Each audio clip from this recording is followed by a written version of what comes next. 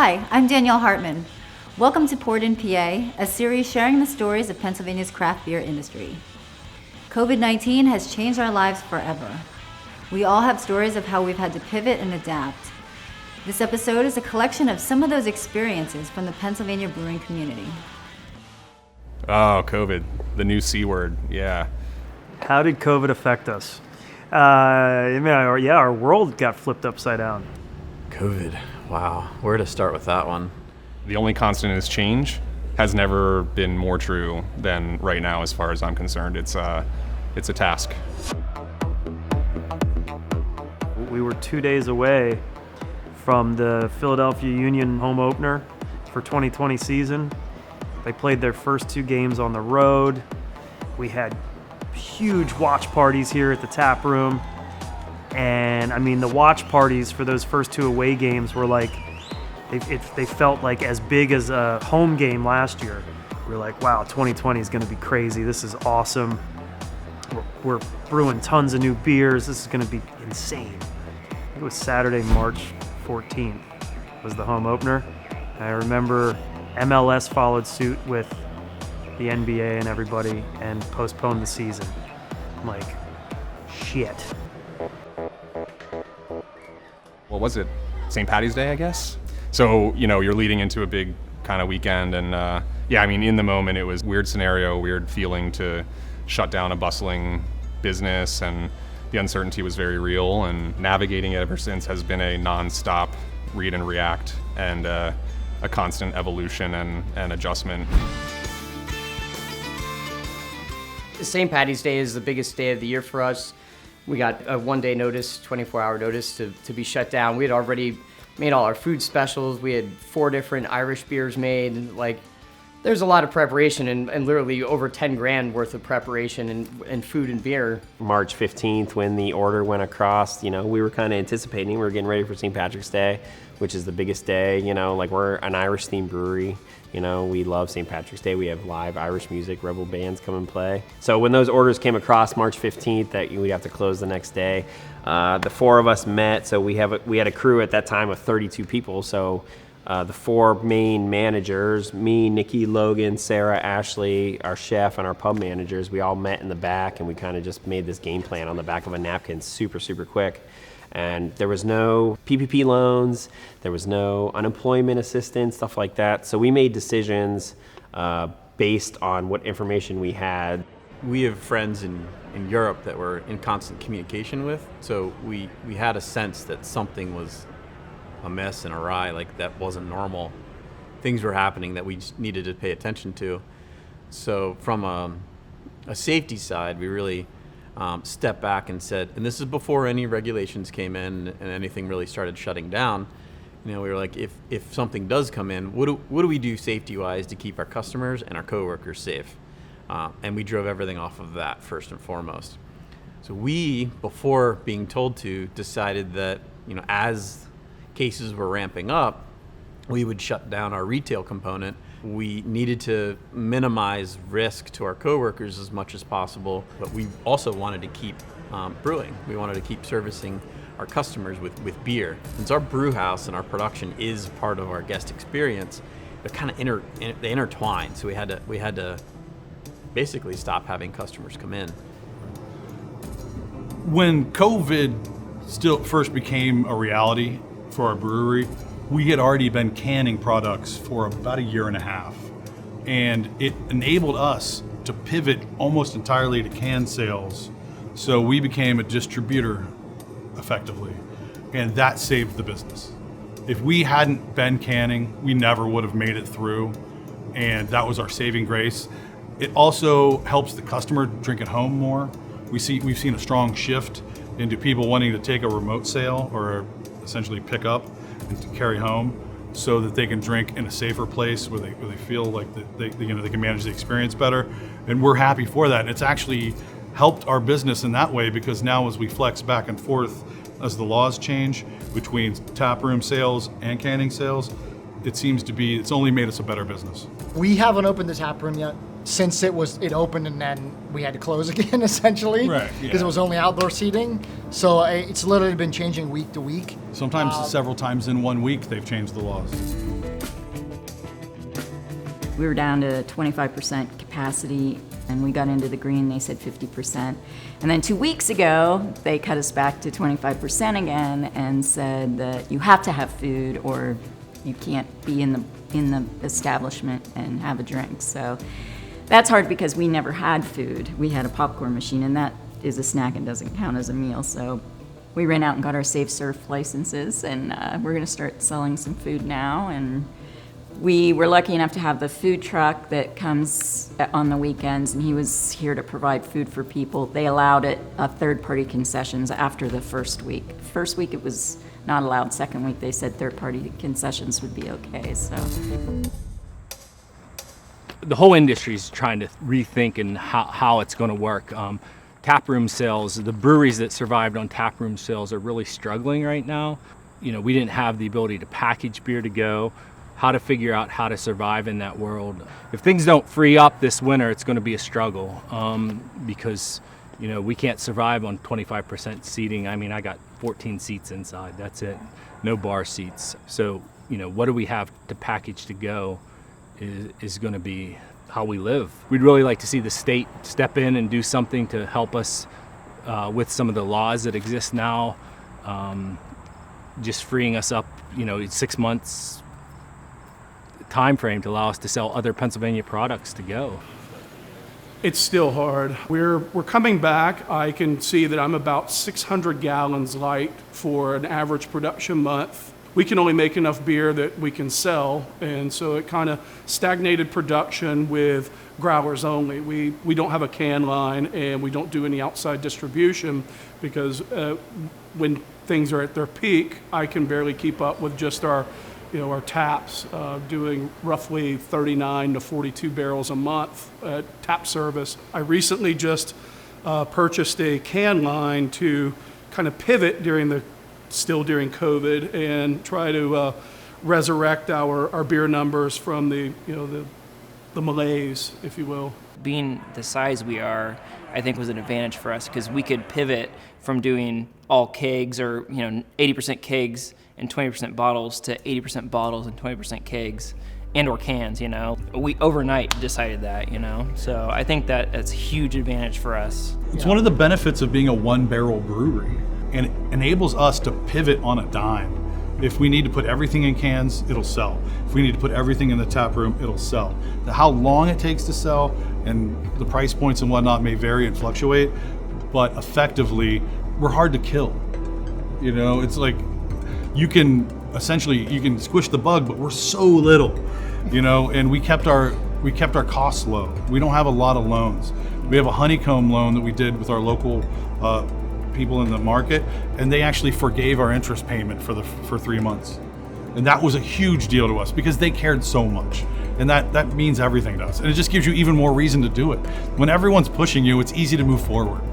Yeah, honestly, the PPP loans were like saving grace for us. It took an immense amount of stress off of our industry, I think. We operate as a restaurant more than we do a brewery, and our payroll can be pretty high. So when you were making it so that I didn't have to worry about payroll anymore, I could keep employees, on the payroll without worrying about it, and then save that money also. It carried me on for months. So I'm actually very appreciative of the PPP loans. Without that, it would have been just a horrible time. We got the EIDL loan, so that helped cover our rents for a couple months. We got a PPP loan, so we just are about using the last of that, and then we got a SBA loan, so just sitting in our account kind of waiting for what the fall brings us, because right now, it seems like the federal government isn't really willing to help us too much, so it's nice to have that money ready to roll if we need something, so.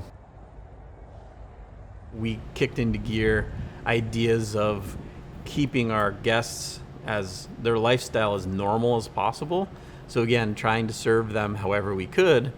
Our teams got together and came up with curbside. So we hadn't had curbside before then, but very quickly we pivoted everything from how to order online to how to put the orders together and get it to someone's car with a contactless service. If anything positive could come out of the way that everything has changed is that adaptation and the resilience piece that goes with it are encouraged. Nothing's not on the table. try it, do something new, do bingo in the beer tents, you know, can a beer for a country club, whatever it is, just go with it and take some of your kind of, you know, pre-existing ideas and jettison them and move on. And I think we're going to see a lot of that moving forward all throughout the industry and other industries, obviously. A lot of our business model was built around just selling pints of beer. Like, the food is a piece to our business, but it's really about, from a financial side, about selling beer. And when you remove the bar from that, I mean, our bar has 25 stools on our plan, and we've never had a single person sit at our bar. So our biggest thought was, man, we got to remain creative. We got to find some different ways. And so we're canning beer today. That was not in our business plan at all. We didn't want to package anything. And so we're pulling 20 barrels of beer into cans right now. And so we're trying to find ways to shift and shift again, and, you know, doing what we can to to remain in business. The real value proposition for small breweries like us is for people to come in, sit down, talk beer, talk family.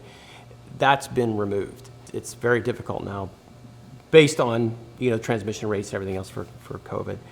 So that value proposition is gone. So we're looking at other means. Up at our other site, up at the ranch where our hops gardens are, we are starting to do events up there. And you got 65 acres of social distancing up there, so you don't have to worry about it.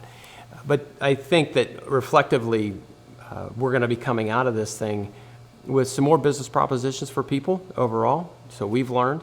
It's forced us to explore some avenues that were available to us that we just never spent time to work on, like shipping beer around the state, focusing a little bit more on our beer release takeout options, having a little bit of a better schedule of new beer releases, things like that. Oh, and we have to sell paninis now. So we work with our like kind of resident food truck, the Munchie Machine, because they have a commissary right down the street. So they do paninis for us, and we have a little panini grill menu now. So it's like we've been forced into some growing that we probably wouldn't have pursued if this stuff wouldn't have gone down. So our son had just finished college during the whole COVID, and he was home, so what else would he do? But you're going to design an outdoor establishment. We seat 126 people out there. You know, we just learned how to adapt. We did it all in 5 days, reopened in a yellow phase, and then we got to green, and we're able to open our indoor facility at 50%. So we had to take away from the outdoor facility. And then, you know, you readapt when it rains or when it's hot, and we're going to readapt when it gets cold. So every day it's a change and a challenge. We kept a core of staff, and we kept all of our full-time staff, which was great. You know, we felt bad for letting everybody else off, but, you know, when everything just disappears, you're like, you know, you can't really, unless you're a billionaire, you can't prepare for that. But no, we kept all of our full-time. We kept everybody's benefits going, and our customers were great. They supported us, and, you know, we were able to get through it. We had zero idea of what it was going to look like, you know, in an hour, what it was going to look like in a day, what it was going to look like in a week. Laying off, you know, 17 employees was the worst day of my life. And you feel like you're failing at that point, even though it's out of your control. It was really, really hard, really frustrating, really emotional. I started COVID with a staff of 52 people. I'm now down to about 10 to 12 at any given time, so that's been hard. Definitely the hardest part of COVID for me has been having to let go of people I really love. And then our revenue's just been slashed. It's not been a good situation, but, you know, our initial response was, what can we do to help? And so having the distillery, we switched our distilling operation almost immediately when COVID hit to hand sanitizer. And at first it was like mixing it in 5-gallon buckets. We had no idea what we were doing. We were just trying to help, right? Getting it into nursing homes and hospitals. And then we became a little bit more refined, and the World Health Organization came out with the right recipe. And so we switched everything over to that. And for about 3 months, that's really all we did, is we pumped out hand sanitizer by the thousands of gallons. And we put it all over the state, hospitals, nursing homes, first responders, ambulances, things like that. It was anywhere we could get it. We even had a plane coming from HIA. We had pilots coming over and picking up shipments to take to New York City, which of course was the epicenter here in the States. Full disclosure, we ended up with extra after the industry caught up a little bit. And we've been able to sell that to businesses, to banks and daycares and things like that, sell it at a reasonable price. And so, that's been helpful as well. But really the idea was, what can we do to help our community in a time of need? And we were uniquely equipped with the distilling equipment to be able to do that. During the pandemic, you're relying on people to say, okay, I'm not gonna cook at home 7 days a week. I'm gonna pick 1 day a week or 2 days a week where I'm gonna support a local business.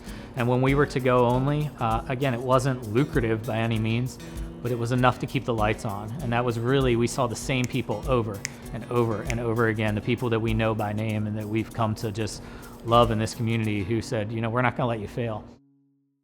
Customers have been great, honestly. The initial feedback from the community was overwhelming. We were, of course, unsure as to what things were going to look like and how it was going to go, but the neighborhood and the immediate surrounding areas all were very supportive. Lots of takeout. Basically, whatever we could offer, people were willing to support us in. So as we evolved from just takeout to setting up tents in the back parking lot to welcoming, limited numbers of guests within the space itself, our regulars and our neighbors have been there to say, we support you, and you don't want to get too monetary, but supporting with the dollar is really the best way to show your vote for a small business that you want to support. And even if it's not us, that's still true for everyone. Everyone's spending is different now, but if you are showing the businesses that you appreciate your support by voting with your dollar, it's really how you get that point across, and it means it means a lot to those businesses. The Erie community came out and supported us. Like I remember that first day, it was St. Patrick's Day. Not knowing what to expect, I'm like, who's gonna come out in the middle of a pandemic and buy crowlers and growlers and sandwiches and styrofoam containers? All to go. And it was insane. There was lines out the door, and we're trying to be health conscious and be like 6 feet, stuff like that. But the response from Erie has been overwhelming. Actually, one thing we did notice was there was a surge to, we think, beers that people recognized. So beers like our Perpetual IPA, Troganator, really surged from a preference standpoint. So, and what I mean is they're doing less experimentation and taste. So the idea of what's new and what's next, for us at least, kind of waned a little bit. It was like more of maybe a comfort zone. They're remembering, let's just grab a Perpetual and hang out in the backyard a little bit and not worry about COVID for a minute. When they're at home drinking your beer, it means something to them. It's a slice of their normal life again. And that really is something that we feel as if we weren't able to give them that beer, we'd be missing for them. And we have people coming and buying just like 3 and 4 packs to take home and share with their friends. And I just think it's been really an unintended good part of a bad situation. That day that we all feel comfortable to go back into a crowded 20,000 people in an arena across the street and people shoulder to shoulder in here, it's gonna just be like heaven's ringing, because it's been such a freaking weird year. I think people are gonna be out of their gourds when they say, like, open up the gates, you're good to go. So that's another thing that we gotta now. It's like, how do you prepare for the aftermath of this? Our local breweries are still struggling to pull through this time. We encourage you to support them where you can. We'll finish this episode with a spotlight on Rotunda Brewing Company in Annville. Until next time. Cheers. So we like drinking. My brothers and I like drinking. We had a small bottle shop next door, and we did okay with it. The beer sales in the bottle shop actually started to diminish once the PA licensing changed to give gas stations and grocery stores and so forth licenses. So as we were seeing the sales decline in that shop, we thought it would be good to add brewing to it. We bought the smallest system you could possibly buy. It was only 10 gallons. Started brewing on that. We made some pretty crappy beer for like 3 years. And then we met Eric. Eric Stubbs is our brewmaster. He came in, he gave us some bottles of his beer, and we were like, oh my God, this is delicious. So at that point, that was when we started taking it seriously, I would say. This building is 200 years old. It's been all kinds of things: restaurants, hotels, My brothers and I opened up the Battledorf restaurant 16 years ago in the Battledorf building, which is a historic building down the street. And then we ended up buying this property together. And then we carried the name over, so this was previously the Battledorf restaurant. Once the brewing was taking off, we decided to incorporate the brewery into it. We called this Rotunda Restaurant and Brewery. Our Hershey location, we changed to Rotunda Brew Pub, and that was previously Herb's Pub. Primarily focus on hazy IPAs and our sour beers, our sour sweet tart series.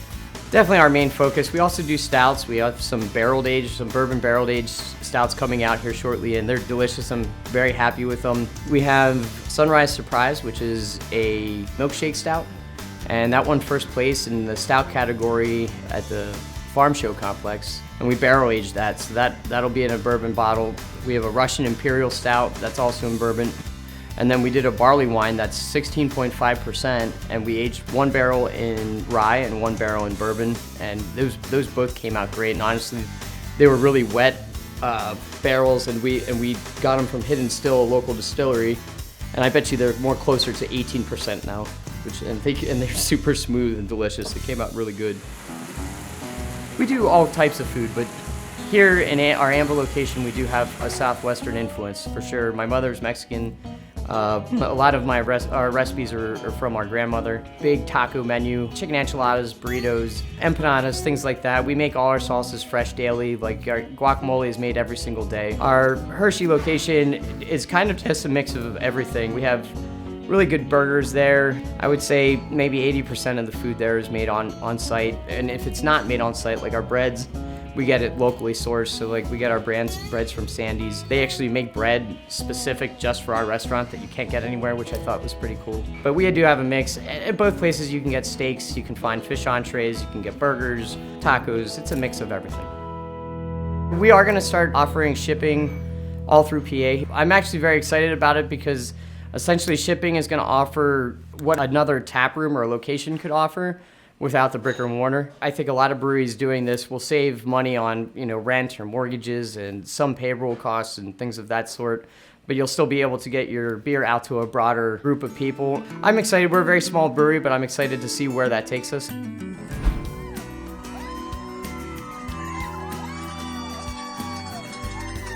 Charity's good for everything. Helping the person that needs help, creating awareness for a cause, and it brings people to my restaurant. So there's literally no reason to not do it. There's certain charities that I just really like doing. You know what I mean? Like there's things that I have a passion for. Dogs is one of them. We made dog beers before, and we'll put dogs pictures, and we'll try to get those dogs rescued, which we normally do, and we'll put them on the can. We did Lancaster Humane Society last time. Tell a Tale dog rescue we did. Our artist got diagnosed with stage 4 cancer, which was shocking to everyone because he's 35 years old. We did some fundraisers for him, and we were just trying to meet his deductible. We were thinking he's gonna lose work, like if he didn't have to worry about his health bill, like be huge, which was like $5,000 or something like that. So like, I was thinking going into it that we would struggle to raise $2,000 or $3,000. We ended up raising over 18. We had a huge community outpour for that. We raised $4,000 here the day of. We raised about $2,000 at our Hershey location, and the rest was all raised on the GoFundMe, and it was shocking. You were on our GoFundMe, you were seeing some like $1,500 donations, which during a time of COVID, for somebody to give you $1,500 is pretty crazy. If anybody in the community ever wants to reach out to do anything charity-wise, I'm all ears. We can make a beer for it, or create awareness, or whatever you want to do. We're born and raised Annville. My two brothers went to Annville all the way through high school. I went to Annville till 8th grade, and then I finished in Cedar Crest. We grew up here. I stayed close friends with everybody. My great-great-grandfather owned a bar that used to be previously Johnson's Bar, which is right down the street here. He had tile floors in the center of the bar area that said LR on it for Lou Rotunda, and that's my brother's name, Lou Rotunda, too, now. So.